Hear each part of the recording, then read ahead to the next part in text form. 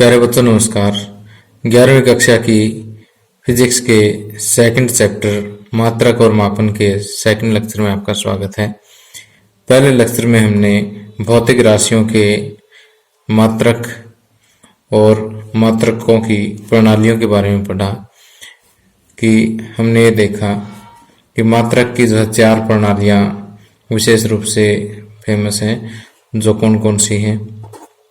एक तो सीजीएस प्रणाली है, एफपीएस प्रणाली, एमकेएस प्रणाली और चौथी है एसआई प्रणाली।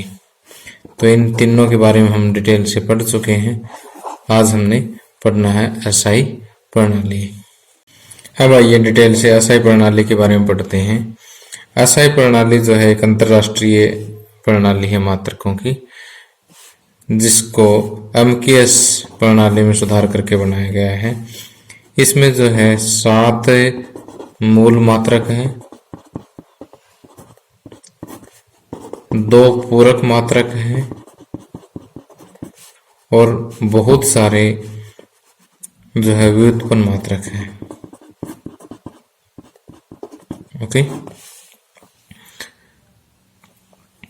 तो देखिए जो मैंने आपको समझाया वो यहाँ लिखा हुआ है कि एसआई प्रणाली यह मात्रकों की एक अंतर्राष्ट्रीय प्रणाली है। इस प्रणाली में 7 मूल मात्रक है, 2 पूरक मात्रक और बहुत सारे व्युत्पन्न मात्रक हैं। अब देखिए 7 मूल मात्रक कौन कौन से हैं। जैसे 7 मूल राशियां जो यहाँ पर ली गई है, लंबाई है, द्रव्यमान, समय, विद्युत धारा, ऊष्मागतिक ताप, प्रदीपन तीव्रता और पदार्थ की मात्रा। इन 7 मूल राशियों के जो मात्रक हैं, लंबाई का मात्रक मीटर, द्रव्यमान का मात्रक किलोग्राम, समय का मात्रक सेकंड, विद्युत धारा का एम्पियर, ताप का केल्विन, प्रदीपन तीव्रता का कैंडेला और पदार्थ की मात्रा का मात्रक जो है वो क्या है, मोल है। ये इनके प्रतीक है। मीटर को स्मॉल एम से डिनोट करते हैं और किलोग्राम को स्मॉल के जी और सेकंड को स्मॉल एस, एम्पियर को कैपिटल ए, केल्विन को कैपिटल के, कैंडेला को स्मॉल सी स्मॉल डी और मोल को MOL से प्रदर्शित करते हैं। इनके प्रतीक हैं। तो इन प्रतीकों को अच्छी तरह से याद करना है। जो कैपिटल है उसको कैपिटल में रखना है, बड़ा जो बड़ी एबीसी में उसको बड़ी एबीसी में रखना है, छोटे वाला छोटे में ही रखना है। इन 7 मूल मात्रकों के अलावा जो है 2 पूरक मात्रक हैं। अब आगे देखिए कि 2 पूरक मात्रक कौन कौन से हैं। 2 पूरक राशियां हैं समतल कोण और ठोस कोण। ठोस कोण का दूसरा नाम घन कोण भी है। तो समतल कोण का जो मात्रक है वो रेडियन और सिंबल है इसका RAD। और ठोस कोण या घन कोण का मात्रक का नाम है स्ट्रेडियन। स्ट्रेडियन का सिंबल होता है SR। ओके, इसके अलावा इसमें बहुत सारे व्युत्पन्न मात्रक हैं, जिसमें से कुछ एक मात्रक मैंने यहाँ नोट्स में लिस्ट बनाई है। तो ये आपने याद रखने हैं कि बल का जो मात्रक है वो न्यूटन, सिंबल कैपिटल N। कार्य या ऊर्जा का मात्रक जूल है, सिंबल इसका कैपिटल J। शक्ति का मात्रक वाट, सिंबल कैपिटल W। और दाब का मात्रक पास्कल, कैपिटल P और स्मॉल a।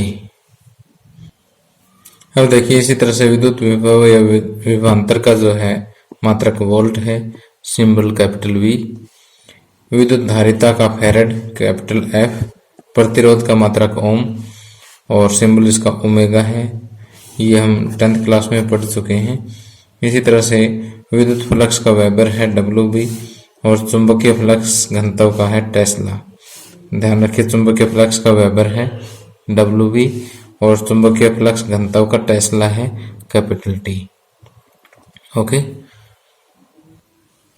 अब देखिए मैं आपको एसआई प्रणाली में जो मात्रक के सिंबल दिए हुए हैं और नाम दिए हुए हैं उनको लिखने के लिए जो नियम है वो बता देता हूँ। वैसे आपको ये नियम आने चाहिए, एग्जाम में कभी नहीं पूछा जाता कि इसके नियम लिखो। तो अब देखिए कि एसआई प्रणाली में जो मात्रक है और उनके प्रतीक है उनको अंग्रेजी वर्णमाला में लिखा गया है। और इसका जो पहला नियम यही है कि कभी भी मात्रक के बाद फुल स्टॉप नहीं लगाते। जैसे मान लिया हमने लिखा 5 मीटर, तो यहाँ ऐसे फुल स्टॉप नहीं लगाएंगे हम, ठीक। और दूसरा जो है इसका बहुवचन नहीं बनाएंगे। एक तो फुल स्टॉप याद रखना आपने, ठीक। दूसरा इसका बहुवचन नहीं बनाएंगे, जैसे मान लिया 5 मीटर्स नहीं लिखेंगे हम, MS ऐसे करके मीटर्स या MS कुछ नहीं लिखेंगे। अगर 5 मीटर है तो इसको 5M ही लिखना है, ओके। और इसी तरह से जो मात्रक साइंटिस्टों के नेम पर है, जैसे एम्पियर साइंटिस्ट का नेम है, केल्विन साइंटिस्ट का नेम है, उनका जो सिंबल है वो कैपिटल आएगा। सिंबल का जो पहला अक्षर है वो क्या आएगा, कैपिटल आएगा। जबकि बाकी सारे जो साइंटिस्टों के नेम पे नहीं है उनका प्रतीक हमेशा ही क्या आएगा, छोटा आएगा, ठीक। लेकिन जब भी हम किसी मात्रक का पूरा नाम लिखते हैं, जैसे मैंने लिखा 5 किलोग्राम, क्या लिखा 5 किलोग्राम, तो जो पहला अक्षर है हमेशा ही क्या लिखेंगे, स्मॉल लिखेंगे, छोटा लिखेंगे। जब भी मात्रक का पूरा नेम लिखना है इंग्लिश में, तो जो इसका पहला अक्षर है वो हमेशा ही क्या लिखा जाएगा, स्मॉल में लिखा जाएगा, कैपिटल नहीं लिखा जाएगा, बेशक वो साइंटिस्ट के नेम पे भी क्यों ना हो। ध्यान रखें कि साइंटिस्ट के नेम पर, साइंटिस्ट के नाम पर अगर कोई मात्रक है तो उसका सिंबल तो कैपिटल में आएगा, सिंबल का पहला अक्षर तो कैपिटल में आएगा। लेकिन अगर वो पूरा लिखा जाता है, जैसे मैं लिखता हूं 10 एम्पियर, तो पहला अक्षर हमेशा ही छोटा आएगा, ओके। अगर आपने ये लिख दिया 10 एम्पियर, तो ये सही नहीं माना जाएगा SI नॉर्म के अनुसार, ओके। ये गलत है, ये ठीक है। और जैसे किसी राशि, जैसे वेग का मात्रक लिखते हैं मीटर प्रति सेकंड, जैसे एक स्लैश तो लगा देते हैं, इस तरह से डबल स्लैश लगाना SI में जो अलाउड नहीं है। इसको हम M मीटर पर सेकंड ऐसे लिख सकते हैं, ठीक है। और इस एक बार तुम लगा सकते हैं, लेकिन दूसरी बार अगर किसी और मात्रक का लगाना पड़ जाए तो 2 बार स्लैश नहीं लगेगा, ओके। तो ये सिंपल से 5 नियम हैं, इनको आप अच्छे से याद रख सकते हो, ओके। पहली बात तो फुल स्टॉप नहीं लगाना, दूसरी बात इसका बहुवचन नहीं बनाना। तीसरा, जब भी इसका सिंबल साइंटिस्ट के नेम पे अगर मात्रक है तो उसका सिंबल बड़ा आएगा। पूरा नाम बेशक साइंटिस्ट के नेम पे हो चाहे कैसे ही हो, पूरे नाम, अगर आप पूरा नाम लिखते हो मात्रक का तो उसका पहला अक्षर हमेशा छोटा आएगा, ठीक। और एक आपने डबल स्लैश अप्लाई नहीं करना, बस सिंपल सी बातें, इनको आपने याद रखना है, ओके। इनको आप चाहो तो ऐसे हिंदी में अपने पास नोट्स में नोट कर ले, मैंने PDF फाइल इसकी नहीं बनाई है। अब हमारा अगला टॉपिक है कि SI के मूल तथा पूरक मात्रकों की परिभाषाएं। देखिए, SI के मूल मात्रक में सबसे पहला मात्रक आता है मीटर। अगर 1 मीटर को परिभाषित करना हो, मीटर आपको पता है किसकी इकाई है, मीटर दूरी की इकाई या लंबाई की इकाई है। तो यहां देखिए कि 1 सेकंड के 299,792,458 1 सेकंड के इतनेवें हिस्से में प्रकाश द्वारा तय दूरी किसके बराबर है, 1 मीटर, ओके। कि 1 सेकंड के इतनेवें हिस्से इतनेवें समय में, ठीक, 1 सेकंड के इतनेवें समय में प्रकाश द्वारा, 1 सेकंड के इतनेवें समय में प्रकाश द्वारा तय दूरी 1 मीटर होती है, ओके। तो आपको ये संख्या याद रखनी है और उससे परिभाषा आसानी से याद हो जाएगी। दूसरी परिभाषा है हमारे पास 1 किलोग्राम।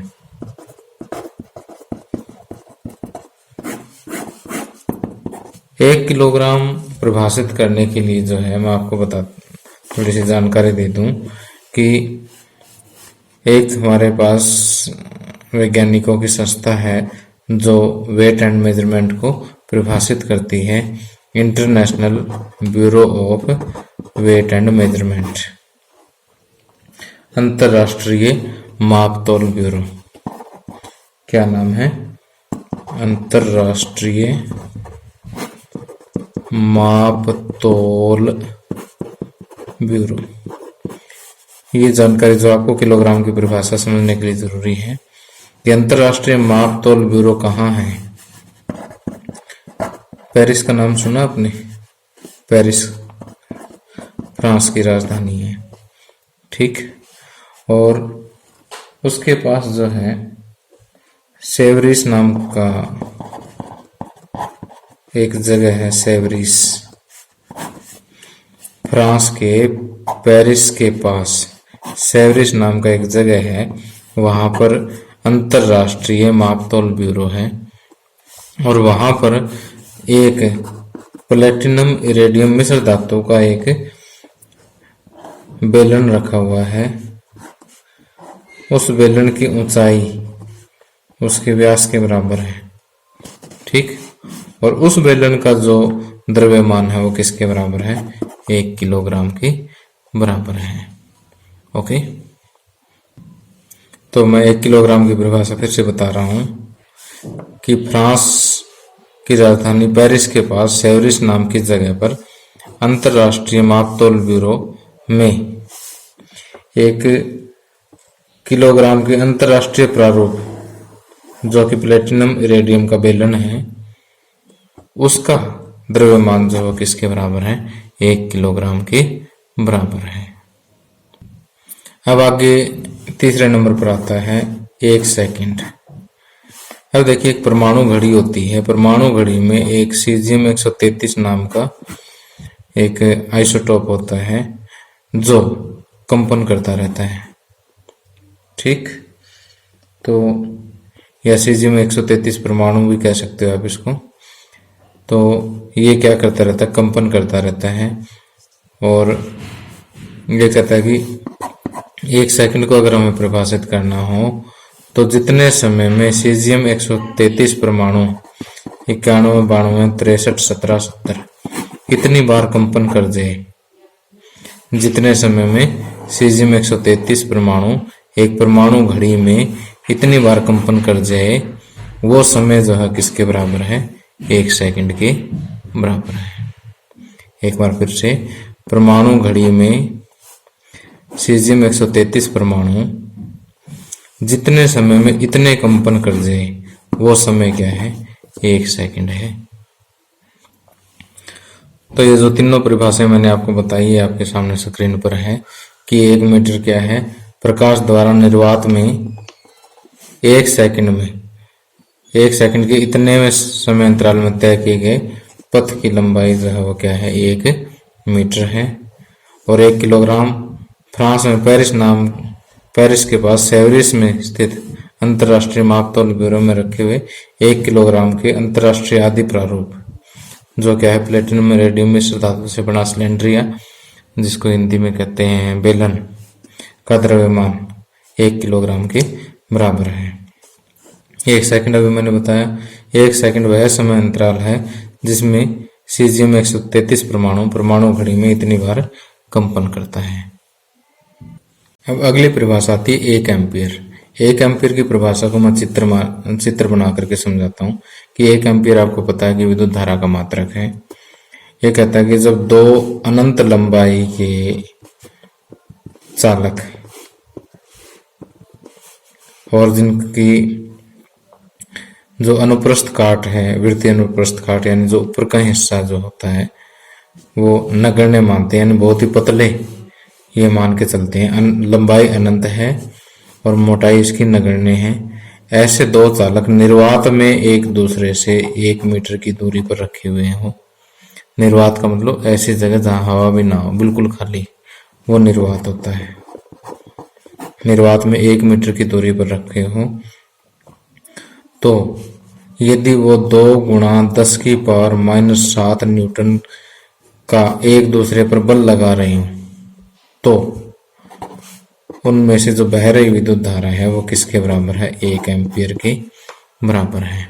अब इस चित्र को देख करके आपने डिफाइन करना है कि 1 एम्पीयर वह नियत विद्युत धारा है जो निर्वात में 1 मीटर की दूरी पर स्थित दो सीधे, ये वो नियत विद्युत धारा है जो 1 मीटर की दूरी पर निर्वात में सीधे तथा समांतर अनंत लंबाई वाले नगण्य अनुप्रस्थ काट वाले दो चालकों के बीच में इतना बल उत्पन्न करती है, वो विद्युत धारा क्या है? 1 एम्पीयर है। ओके।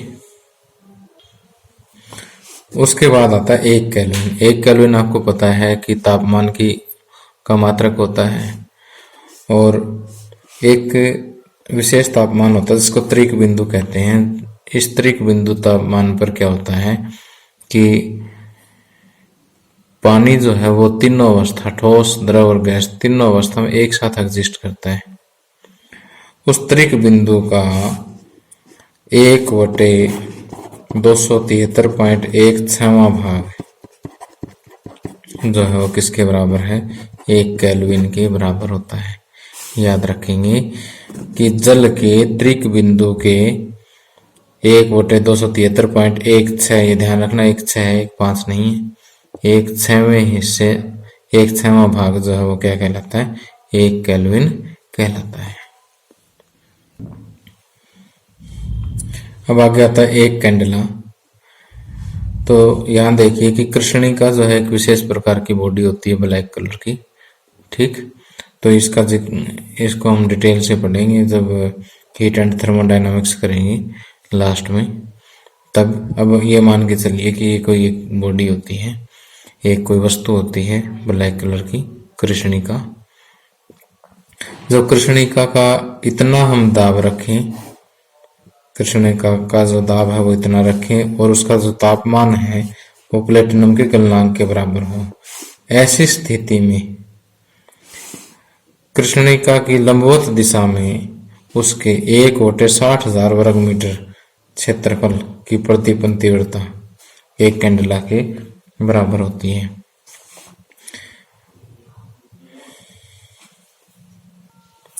अब इसको अगर मैं रफली आपको समझाना चाहूँ तो जैसे मान लीजिए कि ये कृष्णिका है, ओके,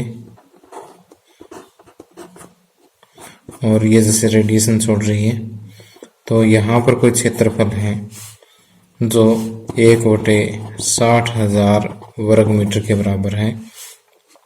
जब इस बॉडी का इतना दाब रखें और तापमान प्लेटिनम के गलनांक के बराबर हो, तो यहाँ पर जो इस क्षेत्रफल की जो प्रदीपन तीव्रता है वो किसके बराबर है? 1 कैंडेला के बराबर है। और मोल मात्रकों में लास्ट आता है 1 मोल। 1 मोल आपको पता है कि पदार्थ की मात्रा की इकाई होती है। अब ये कहता है कि कार्बन 12 एक परमाणु होता है, उसका 0.012 किलोग्राम, उसमें जितने परमाणु होते हैं उतनी कोई भी मूल सत्ताएं, यानी कोई भी कण, मूल कण जो है वो 1 मोल के बराबर होता है। और कार्बन 12 के इतने किलोग्राम में परमाणुओं की संख्या जो है वो 6.022 गुणा 10⁻23 होती है। ठीक, कि कार्बन 12 परमाणु का अगर हम इतने किलोग्राम ले लें तो उसमें अगर परमाणुओं की संख्या गिने तो 6.022 गुणा 10⁻23 होती है। तो 1 मोल को अगर मैं आपको और सिंपल भाषा में समझाऊं तो जैसे 12 चीजों का समूह जो है वो 1 दर्जन कहलाता है। क्या कहलाता है? 1 दर्जन। जैसे मान लीजिए आपने 12 केले लिए तो 1 दर्जन केले हो गए, 12 अगर पेंसिलें ली तो 1 दर्जन पेंसिलें होंगी। ठीक उसी तरह से अगर इतने आपने अणु ले लिए किसी भी पदार्थ के, तो वो अणुओं का 1 मोल हो जाता है। जैसे 12 चीजों का समूह 1 दर्जन है, इतनी चीजों का समूह क्या है? 1 मोल है। 12 पेंसिलें हैं तो 1 दर्जन पेंसिल, 12 पेन है तो 1 दर्जन पेन। ठीक उसी तरह से इतने अगर किसी भी तत्व के परमाणु है तो उसका 1 मोल उस तत्व के परमाणुओं का हो गया। ठीक, तो परमाणु, अणु या कोई भी मूल सत्ता जो है हो सकती है यहाँ पर। ठीक, तो आप एक मोल की परिभाषा समझ गए होंगे कि यहाँ पर यह संख्या सीधी नहीं दे करके थोड़ा सा घुमा के दे दिया। ठीक, तो प्यारे बच्चों, इस लेक्चर में बस इतना ही। अगले लेक्चर में मैं आपको जो दो पूरक मात्रक है उनकी परिभाषा यानी रेडियन और स्टेडियन की परिभाषा बताऊंगा। असाई पत्ती की क्या क्या विशेषताएं हैं वो भी मैं आपको बताऊंगा।